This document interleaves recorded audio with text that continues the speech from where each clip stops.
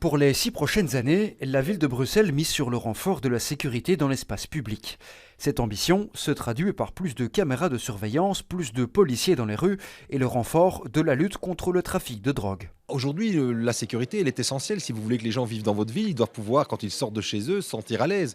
C'est vrai qu'on a une explosion du problème de trafic de drogue, mais il faut pouvoir y répondre avec un équilibre qui est à la fois un équilibre répressif sur le trafic, très très dur, mais aussi des soins qui doivent pouvoir être apportés, des trajets de soins qui doivent être proposés aux toxicomanes. C'est évidemment cet équilibre que l'on cherche. Les contrôles et sanctions seront aussi plus importants concernant les rodéos urbains, les dépôts clandestins et la mendicité.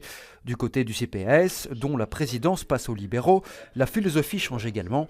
L'accent sera particulièrement mis sur l'insertion professionnelle.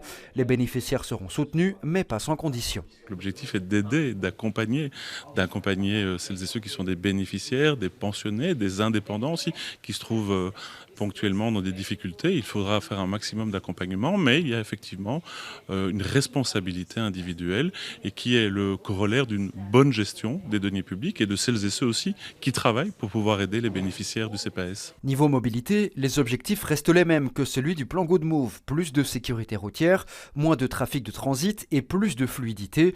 Mais la méthode pour y arriver diffère avec davantage de concertation et des adaptations possibles. Il faut oser évaluer un plan une fois qu'on l'a mis en place. Et c'est ce qu'on va faire. Et on va faire ça en concertation avec les habitants et les commerçants. Et on va faire de même quand on instaurera de nouveaux plans de circulation dans d'autres quartiers. Et donc on va voir ça quartier par quartier, rue par rue, en concertation avec les habitants et les commerçants. Les piétons seront particulièrement au centre de cette nouvelle stratégie. Ainsi, le passage des vélos et trottinettes sera interdit en journée et soirée sur le piétonnier.